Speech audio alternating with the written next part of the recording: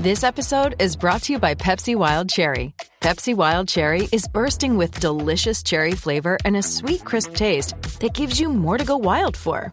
Getting wild may look different these days, but whether it's opting for a solo Friday binge watch or a big night out, everyone can indulge in their wild side with Pepsi Wild Cherry.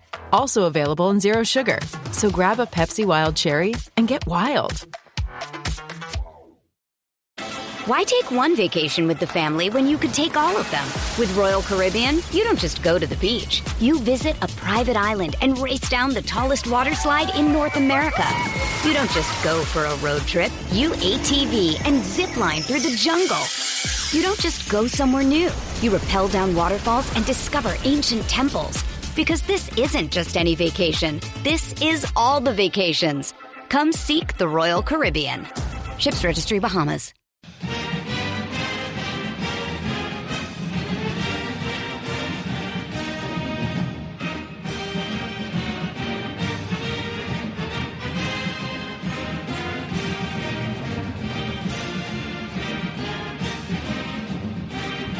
Blue Devil fans, it is time for episode 583 of the Duke Basketball Roundup. I am Jason Evans, here for your listening pleasure. I'm joined by my good buddy, Donald Wine. Donald, it is midweek. The Blue Devils have not had a game in a few days. We don't have a game for a few more days. What are you possibly doing to spend your time? How are you keeping yourself busy without Duke games happening every few days? Man, the Lions are still in the playoffs. Yeah, baby. I was at the game on Sunday. I'm still on a high from that. It was absolutely amazing. Anyone who was a Lions fan will tell you what that game meant to all of us. And for me to be in the building, I was there with a buddy from high school who, had a last minute ticket and let me have it. And man, I was so glad to get back up there. I was so glad to be a part of all that. The city was electric. It's going to be even more so now that we're hosting a second game on Sunday. Jason, this is literally the deepest, the furthest into the calendar that the Lions have ever been playing football, like ever. Wait, even ever? the NFC Championship game, the NFC title games were all before January 17th. That's how important that game was. And now that we've gotten kind of like that first boulder off of our back, now the sky's the limit. We'll see what happens, but we're really enjoying it so far. Hey, was there any booing or anything from Matthew Stafford on the other team? I mean, lifelong Lion who a few years ago left you guys. Was there any? Was there any weird feelings about that? The whole thing was weird. The Rams are coming back to Detroit during the regular season next year, so that's where you'll get all the video montages and the ability to really celebrate. But there was no way that was happening before the playoffs, especially a playoff game as big as this one. Right. I know he didn't like it. There were some boos. I think what was more poignant was the Jared Goff cheers and the chants that reverberated around the stadium, and everyone was mainly just saying, hey, Stafford is on the other team today. Like, loved him for 12 years, but he's on the other team. Jared Goff's our quarterback. We're riding with Jared Goff. So that was the main sentiment. All right, enough of the football. Enough of the Detroit football. Let's get to Duke basketball. The Blue Devils have a game this weekend against the Pitt Panthers. If that rings a bell, if you feel like we've said that before, you are not on the wrong episode. We did, in fact, preview the Pitt Panthers like just a week ago or so. But the ACC schedule is a strange, quirky device, and Duke is going to end up playing Pitt like twice in their first five or six ACC games. It doesn't make a lot of sense to me, but that's just the way they're doing it. And Donald, we waited till today. This is Wednesday. It's midday. We waited till today to record because Pitt played last night. Mm-hmm. The way Duke has an off day before the Pitt game, Pitt had an off day last weekend.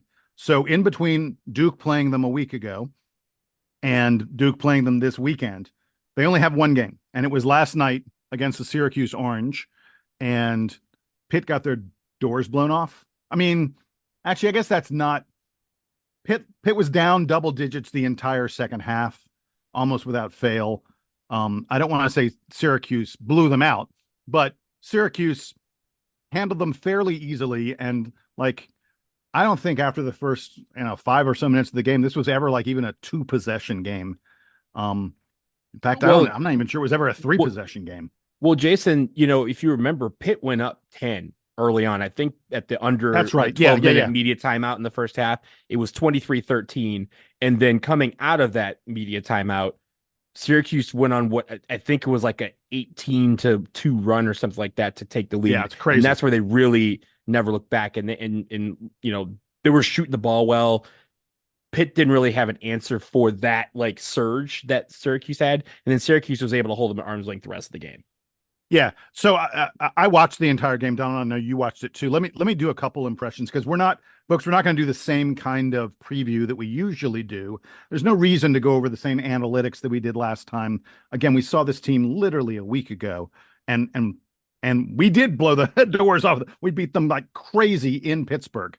But I want to talk about a couple of things that I noticed in that game against Syracuse, because this Pitt team is, I don't want to say they're at a crossroads, but they're in a difficult spot. This has been a bad season for them, not as expected. They're currently 1-5 in the ACC. They've lost 4 out of 5 games. The only victory they've had since the calendar turned, really the only victory they've had since Christmas, is they beat Louisville. And no offense to Louisville, but Louisville sucks. So it has been a bad time for the Pitt Panthers. I thought they came out playing really hard. They were working very hard against Syracuse in this game that I watched. They did not look like a team that's down on themselves. They did not look like a team that is resigned to their fate, so to speak. I thought they fought really well for offensive rebounds, but they just couldn't. I mean, the truth is they just couldn't put the ball in the bucket. They took a lot of difficult shots. Even the open shots they took didn't seem to go down. They weren't very smart. There were a number of times, especially on defense, that I just saw them make a play where I went, man, that's not an experienced play. That's not a savvy play. There were some times late in the game when they were trying to make a comeback where they fouled Syracuse players with almost no time left in the shot clock. On one play, Judah Mintz was going up for a shot. It was just inside the 3-point line, like an 18-foot jumper. He was on the move. The shot clock had less than 1 second left on it. And it wasn't the guy who was guarding him. It was another guy nearby who reached in and slapped his hand as he went up. It's such everything about it's a bad play. Like Judah Mintz is taking a shot that he probably is going to hit maybe 25 or 30% of the time at the most. And I think they were down 9 at the time. They were they're trying to get there. And they just, but that was emblematic of the whole game. And then you saw them start to become a little bit desperate. Pitt did, and just tossing up threes that had no chance of going in. They're trying to break out of a shooting slump. You don't break out of a shooting slump by jacking up the first shot you can find. They started off strong, as I think we both mentioned. They started off pretty strong, and I thought their energy was good. Against Pitt a week ago when we played them, what they didn't have was a fast start. We had the fast start, and that's kind of how we were able to really open up on them and run away with that game. But what happened was more, Jason, it was more like a lack of court awareness on a lot of their possessions. They were running into each other sometimes. There were times where they would say, like, a guy would go out of bounds to make a nice hustle play, but then he basically tossed it to his teammate who was standing right next to him on the line or something like that. There was a lot of times where they just felt like they couldn't get out of their own way. And that led to the desperation you mentioned in the second half, where it felt like because they were down, because they were so frustrated with how they were playing, they tried to, take a 10-point deficit and try to minimize it in one shot. So that came the 30-foot jumpers, the followaways with, trying to reach out and block a shot with 1 second left when there was no chance of the blocking the shot. There's a lot of plays where it felt like they were trying to make up the deficit in one play when they knew they could just do what they did in the first 10 minutes of the game and just really scrap to get the points that they needed to, especially if their shots weren't falling. It seemed like an out of sort Pitt team. And Jason, it kind of leads me to their free fall over the last couple of weeks since last 8 days since we played them. Yeah. 8 days ago in KenPom, they were 54th. They were 69th last night when they played Syracuse. They are now down to 78th in KenPom. They have dropped to 80th in the net. So in the span of 8 days since we last played them on January 9th, they have dropped 24 spots in KenPom. that's a precipitous fall. That's not something that happens even, when in the beginning of the season when the algorithms are just kind of trying to get their bearings right. People don't just drop 24 spots in a week. And that's where Pitt has had. Pitt is really reeling here. This, ladies and gentlemen, was a quad 1 game a week ago. This is now a quad 3 game that we're playing against Pitt on Saturday. So that's where we're at. But also it means Pitt is really going to be desperate to try and come out in Cameron and salvage the season and get them back on track. Just like every other team, right? Whenever the chips are down, they say, hey, Duke's on the schedule. We're really going to get up for that game. Let's see if we can pick off Duke. And maybe that'll help us get back into the conversation of all the postseason tournaments. This is a big, big game for Pitt.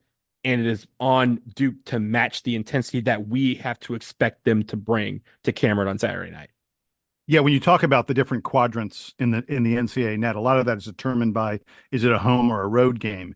And for Pitt to have home losses to UNC and Duke and even Clemson, it's not a shameful It's cool. thing. Yeah, that's whatever. Yeah, I mean, look, if you're a team that hopes to make the NCAA tournament, you hope to face some of those good teams and beat them in your house, but it's not the end of the world that you lose to them. Losing at home to Syracuse is a problem for Pitt.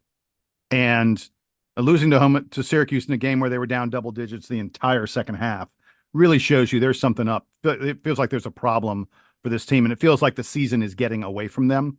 I want to talk about a couple players really quick before we get done talking about Pitt. First of all, Bub Carrington, who we talked about a week ago as a guy who was looking like perhaps ACC Rookie of the Year. Man, he is in a bad. I don't want to say that Duke broke him, but man, he went 4 of 16 against Duke, and then 0 for 10. I'm gonna repeat that. Took 10 shots, didn't hit a single one of them against Syracuse. He's a guy who was averaging like 5 assists per game coming into the Duke game. The last 2 games, he's only got 4 total assists. Like everything has fallen apart for Bub Carrington.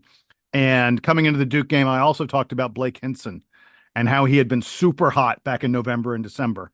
And then he'd cooled off in January. He's still cold. He only hit 2 of 11 3-pointers against Syracuse. Still firing it up there. Took 11, but he only hit 2 of them. Those 2 guys are like huge keys for Duke. Neither one of those guys can get hot. The guy who did get hot for Syracuse is their other freshman. Bub Carrington's a freshman, and Jalen Lowe is their other freshman. And I talked about it. I really liked sort of his length and how twitchy he kind of is as a point guard. His shot creation was really nice against Syracuse. He had a huge game. He had more than 20 points. He was like the only guy in their team who shot worth a damn. And the last thing I wanted to note was we talked about Pitt being a really big team. A lot of tall guys in this team. Feels like lately they're getting a lot smaller. Jorge Diaz-Graham has basically fallen out of the rotation. He played only 2 minutes against Syracuse. He only played like 6 minutes or so, I think, against Duke. So one of the Diaz-Graham twins is basically non-existent. And his brother is playing less and less. And in fact, I noticed at times last night that Pitt was playing like 6'7" Zach Austin or 6'7" William Jeffers at center. Like we talked about the fact that like Diaz-Graham and Federico were getting all the minutes at center. Those guys are all playing a little bit less now as Jeff Capel tries to figure out what's going to work for this club. And they are playing smaller. And I think that could be an interesting development in this game because we saw Duke against Georgia Tech try playing small. It didn't work. And the Ryan Young experiment became the Ryan Young success, playing Young and Filipowski together. And I wonder if we'll see that against Pitt because I think that could cause problems for them because, as I say, they've been trying to go a little bit smaller lately. Yeah, I was going to mention that in the absence of Jorge Diaz-Graham, you would think that Federico would pick up those minutes, but he has had fewer minutes. You mentioned Guillermo Diaz-Graham has also had fewer minutes over the last week or so. And I think it's also in an effort to try and get them out of the shooter slump. You have more guys coming in and trying to take outside jumpers, and they're just not hitting. Yeah. They're just not hitting them at all. So for Duke on Saturday, when I look at this team, first of all, there's 2 things that I think we need to remember that we need to do well. One is we need to limit turnovers. We had 14 against Pitt, which was kind of on the higher end of what we've had all year. But I think the other thing is if we don't want Pitt to get hot, as you mentioned, we have to expect they're going to play and shoot better and be more physical and try and get guys into foul trouble. So what we need to do is respond in kind. We need to hit open jumpers. We need to have guys with hands in the face. The perimeter guys, Jalen Blake's, Tyrese Proctor. I think Jeremy Roach hopefully will be back, but assuming. Yeah, look, the big unknown is Roach and Mitchell. We haven't heard anything definitive, I don't think, yet. Although we did hear that both of them were not expected to be long-term kind of injuries with the team having a week off. I feel pretty good. Look, at maybe by the time that folks listen to this podcast that we've already gotten something definitive, but I feel like both those guys are fairly likely to play. I honestly won't expect anything until Saturday because it seems like the MO of this team so far has been, even when Tyrese Proctor was activated, we learned about that maybe an hour or two before the game that he was coming back and he was on the floor. But I think assuming that both of them are out, that means guys need to really step up physically. And it means that also our fast starts need to continue to get the ball to Kyle Filipowski. When Ryan Young is in the game, when those guys check into the game off the bench, they need to come in with some purpose because a desperate Pitt is kind of a scary Pitt in a way because you don't want to see them get any momentum. You want to see us take the lead and really never look back. But that means we're going to have to play physical the whole game. And we have to expect that Pitt is going to try to shoot their way to a victory from beyond the arc. All right, so that's going to wrap it up for our preview of what Pitt brings to the table. We want to give you folks a little bit of recruiting news. If you're someone who follows recruiting closely, you won't be too surprised at this, but we do want to address it just very, very fast. We had said coming into the weekend that Duke was waiting, eagerly anticipating an announcement from VJ Edgecombe. In fact, the Duke coaches went out to the Hoop Hall Classic where a whole bunch, to be clear, they did not go there for VJ Edgecombe. A whole bunch of prospects and commits were playing. Isaiah Evans was playing there. Cooper Flagg was playing there. Darren Harris, I believe, was playing. All the top teams, and Duke tends to recruit from the top high school programs, these elite high school programs. They were all playing. But in any event, VJ Edgecombe came out, and he announced that he is going to attend Baylor. We had heard, like in the days leading up to it, that it was a Duke-Baylor matchup. I don't want to get into too much detail on this. There are things that we've heard. There are things that we're aware of, but it does look like that this was a little bit of a bidding war between Duke and Baylor for VJ Edgecombe, and the Baylor Bears ended up stepping up at the end. I heard some outrageous figures. I heard some numbers that to me don't ring true. I'm not going to get into what the numbers are, but stuff in the 7 digits.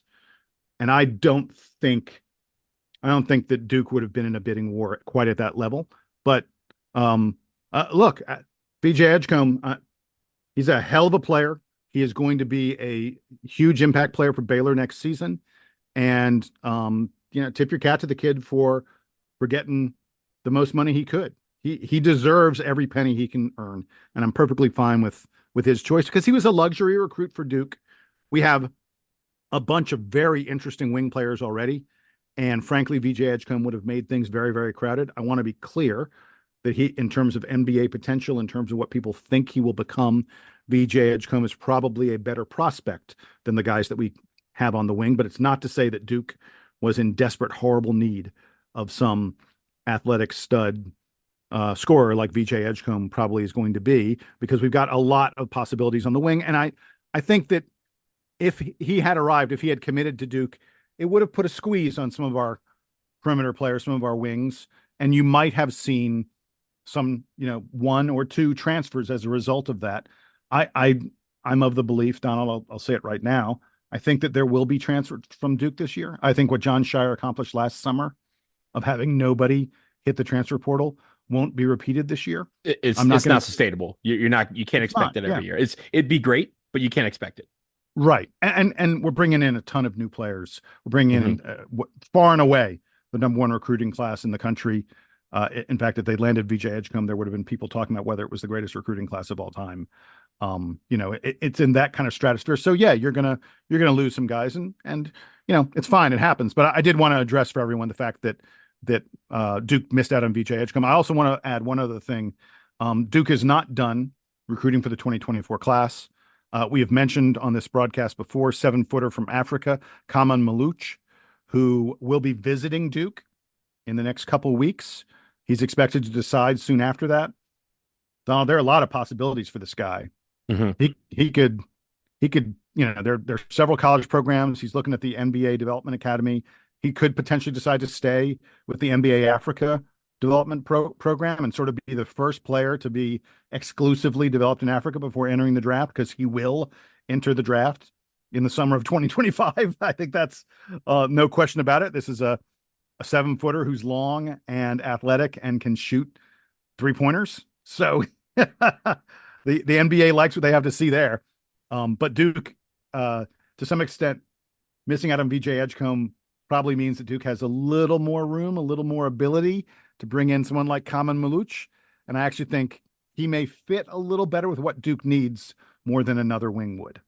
Yeah, and first off, losing VJ Edgecombe, as you mentioned, it's a shame. It'd been great to see him come to Duke, but as you mentioned, it's fun player to watch. Yeah, he's gonna do great, and I think he's got a real future in the pros. But I think when it comes to this class, as you mentioned, it would have created a problem that's good to have, right? It's good to have a talent, embarrassment of riches, and try to figure out how to divide up the pie so that everybody is playing ball.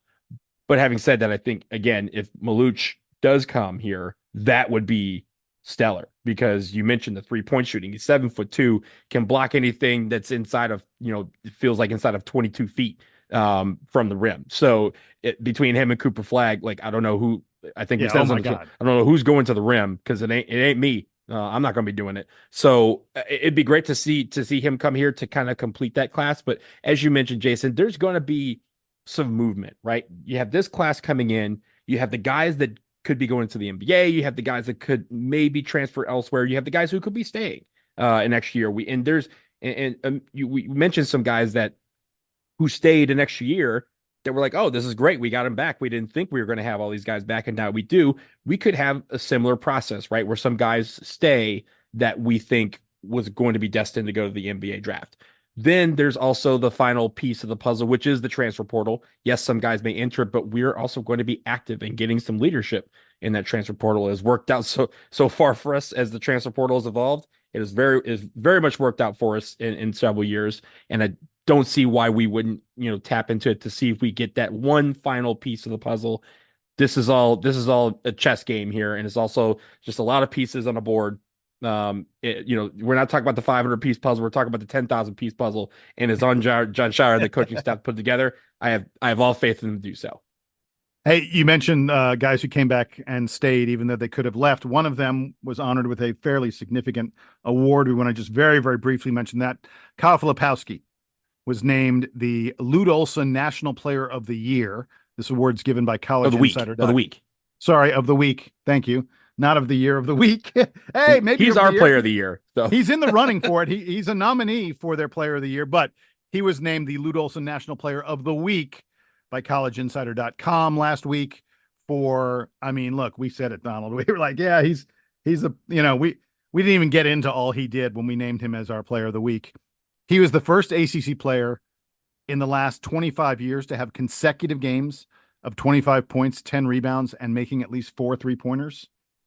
That's ridiculous. That's good. Those are absurd.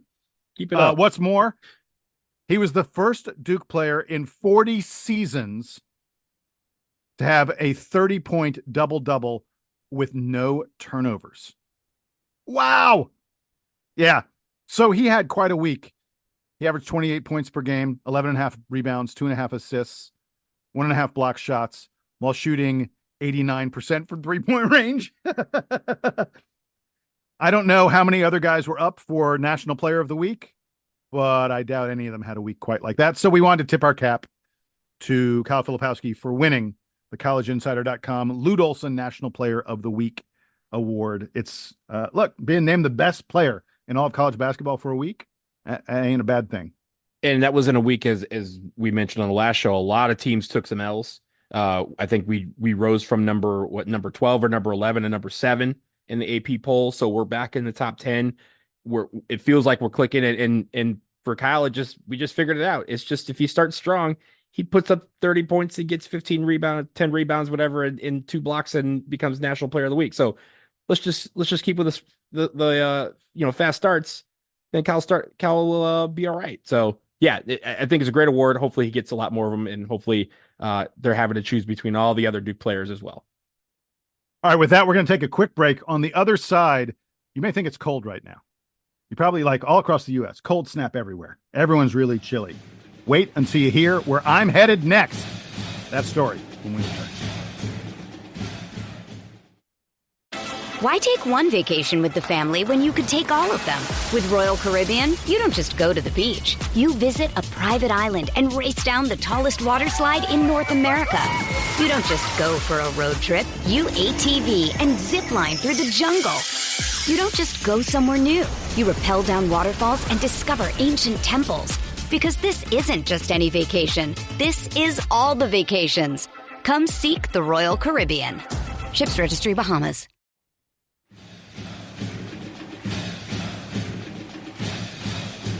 Back from the break, Donald, and we got a little bit of football news we got to get to very quickly. Jalen Stinson, who was last year the number 2 player on the Duke team in tackles, arguably our best cornerback, or not cornerback, but secondary, he was safety. He's arguably our best, player in the Duke defensive secondary, 5th-year player. He was looking for a spot to play his grad year. He had been in the transfer portal. Jalen Stinson has decided where he will play his 5th year of football, and it will be at Duke. He has pulled out of the transfer portal, decided he's going to stay. He is certain to be an absolute cornerstone and key player for the Duke defense next year. I wouldn't be even remotely surprised if he's named a team captain. In fact, I would also go so far as to say I will be surprised if he's not named a team captain. This is a big deal for the Duke defense, for the Duke football team, to be getting a guy like this, a guy who had looked around and said, you know what? The best place for me is where I am right now, and it is a tribute to the coaching staff that Duke is assembling. It's the second guy that's done that. Jordan Waters did it on the offensive side, and now we have Jalen Stinson. Jalen Stinson, you mentioned all the great things he did. I think the best play he had this past season was that game, what turned out to be the game sealing interception against Clemson in the very first game, where he ran it 60 yards back and really took the momentum away from Clemson and put it firmly in the driver's seat of the Duke Blue Devils. You mentioned his leadership. That's going to be a huge plus. His ability on the defensive side of the ball is a huge plus. The fact that he can cover wide receivers and also make tackles, plenty of tackles, is going to be very, very helpful for Manny Diaz and his defense. And I'm really looking forward to seeing him back in Duke Blue once again. It's a great, it was great news to see that he removed himself from the transfer portal and is staying in Durham. So congrats to him. Glad to see him back, and looking forward to seeing him do great things in 2024. So Donald, you said that Jordan Waters had pulled out of the transfer portal. I think you got it confused. I thought it was Jacquez Moore that pulled out of the transfer portal. It was Jacquez Moore. You were right. Yes. Jordan Waters is going to NC State. State. So we'll see him. He'll just be on the other side of the ball, unfortunately. Yeah, but hey, I'm looking. Now we have Jalen Stinson to tackle him. So exactly. Looking forward to that. Right. Yeah. Hey, as we move on a little bit, we're going to talk about Jason's life a little bit. First thing we're going to talk about is the fact that Jason is on a hot streak at gambling, not real gambling, people. Just let's be clear. I'm not making wagers illegally or anything like that. And the state of Georgia does not allow me to make wagers legally in the state, but there is a contest on the Duke Basketball Report forums, the Degenerate Gamblers contest, where you get to pick ACC games, picking games against the spread, picking over-unders. In my past 18 picks, Donald, I'm 14-3-1. That's kind of outrageous. That's really good. And Jason, does it make you feel a little frustrated that you can't put like $2 down on each of these? Yeah. Believe me, yeah, I'm up more than $2,000 in this contest, making like $200, $300 bets and stuff, up more than $2,000, but none of it's real. It's all fake money, but it is real lines. And if we were in Vegas and we were doing this for real, it would all count. And it's treated exactly the same way they do it in Vegas, Atlantic City, and every place else. Anyway, I just wanted to toot my own horn there. 14-3-1 picks against the spread over my past 18 games is damn impressive. I am currently leading in the contest. We'd love to get more people involved. If you want to go to the DBR forums and find the Degenerate Gamblers contest, go ahead and join us. It's a lot of fun, but I mean, look, man, I couldn't resist. If you're a degenerate gambler, talk to Jason. If you're not a degenerate gambler, talk to me because I'm the guy that my mantra is aim small, miss small. You can't lose a lot of money if you don't bet a lot of money. So that's where I'm at. There we go. All right, last thing. I hope you enjoy my voice, everybody. I hope you remember what I sound like because I'm about to go away. I don't do this very often, but I am going to take a little short 2-week leave of absence from the Duke basketball roundup because wait, Jason, where are you going? Like, you just gonna leave me here with the keys to the Porsche? Right. You got the keys to the store, man, because I am going on a trip to Antarctica. This is bucket list kind of stuff. And by the way, you cannot visit Antarctica. I know it's winter time here in our hemisphere, but down there it's the summer. You cannot visit Antarctica in like June, July, August kind of time. You must visit in December, January, February. Those are your only options because it's summertime down there. So this is something my wife and I have been talking about doing for years and years and years. We pulled the trigger literally like a month and a half ago or something. It was just, we saw a good deal. We went, what the heck? We're going to do this. So I'm going to be out for a couple weeks and Donald's going to have to find fill-ins. But I just want everybody to know I'm not going away for good. I just went to the bottom of the planet for a very, very short period of time. Well, first of all, that it is a bucket list thing. It is something that I hope to do. I hope you have a lot of Dramamine ready for the Drake Passage. If those who are familiar with the trip to Antarctica involves going through the Drake Passage, which is the body of water that basically connects lower Argentina and Chile with Antarctica, and it is the roughest seas on the planet because there is there's no land around it to mess up the tide. Go ahead. Yeah, there's a website where you can track the waves in the Drake Passage, and they say that the days that we're going to be going across it, they're like, oh, it's sort of a medium. It's not good, but not too bad. The waves are only about 6 or 7 meters high, and I'm like, wait, that's like 20 feet. Yeah. So, oh my God. Some Dramamine. Also, I think you need to tie yourself into bed. Like, I think they have supposedly they have to tie you to the beds. Yeah, I know. Yeah, so you don't fall out because you will fall out. And and don't look out, don't look left, don't look right, look straight. Look where you're going. Because that's the best key. Now, I have this question for you, Jason. Like, if you're gonna be in Antarctica, like you can't bring dogs down there. What's happening with Cameron? Oh yeah, my poor baby. My Cameron. My mom is coming over to our house. She is going to babysit for Cameron here. I'm very sad to be leaving Cameron, by the way, is 13 and a half years old. He's showing his age. He's showing it lately. I'm worried about my pup. He's my best buddy. He always sits right next to me when I watch all my Duke games. He always barks when the DBR podcast is recording. Mm-hmm. But yeah, Cameron will be staying home and my mom's coming over to watch him. So yeah, the house will be protected while I'm out of town for a couple of weeks. What do you bring your dog back from Antarctica? This is the question that penguin, I don't know. I'll bring my penguin. I don't think you can. I don't think you can bring a penguin into the United States. They're just not going to let you do that. So maybe a stuffed penguin that might work. There we go. Stuff with a little squeaky thing inside it. Squeak. Yeah, he would love one of those. I'll be on the lookout for that. No, that's cool, but that's gonna be a good trip. I hope you and Mrs. Evans have a great time. That's gonna be a blast. Again, something you're gonna have to tell me about it. Tell us all about it when you get back. But for those of you out there, you get to hear me for the next 2 weeks. So there will be a bunch of guests that are coming in. I have a couple that are lined up already, starting on Sunday or Monday. Man?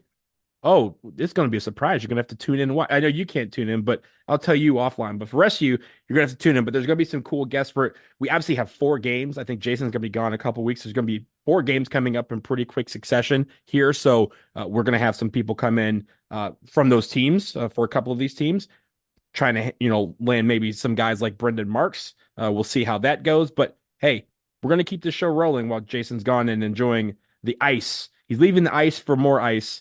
And is going to, embark through the Drake Passage to get there. But while he's gone, this show will still continue to roll.